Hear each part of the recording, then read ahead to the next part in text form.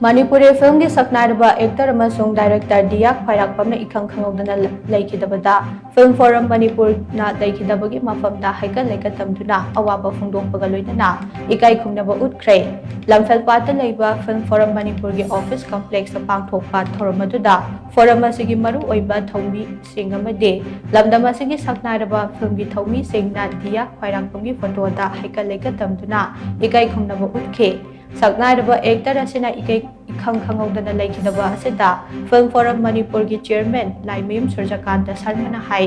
Diana ikhang khangogdana laikidaba ase thamoi shokna nungaite Manipuri film gi khongchat asigi maru oiba langdai amada Diana Manipuri film gi khongchat asida khong thangjilakhibane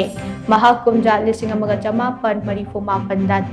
laikhidraba guru Mayup Narayan Sarmana puthokpa amade direction piba Kombirei haiba film asida ihan hanba oina film gi lamda khongdarakpane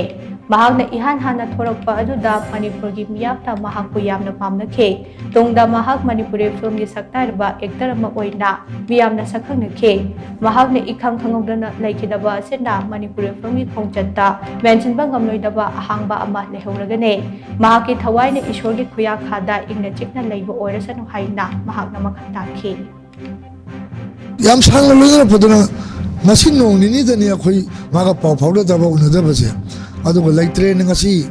ayuk paw phangbada dugi matik mang mai thoi thajade adugo magi matham ngamju ngantana lo sangre ngasi se ayam mina nangna hodre dugi damukta nungaitabasu phondok sari yamna nungaijade adu diagu ma manang matung manung matam chadana laigidaba aibase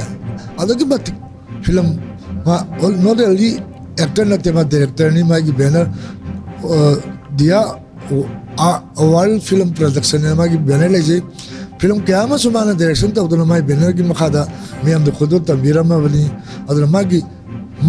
hangauri ba magi mahut si season ba pak oi giroi yamna pamu be inauni adugi mating mana leke de ta thamoi se adugi matik nungaite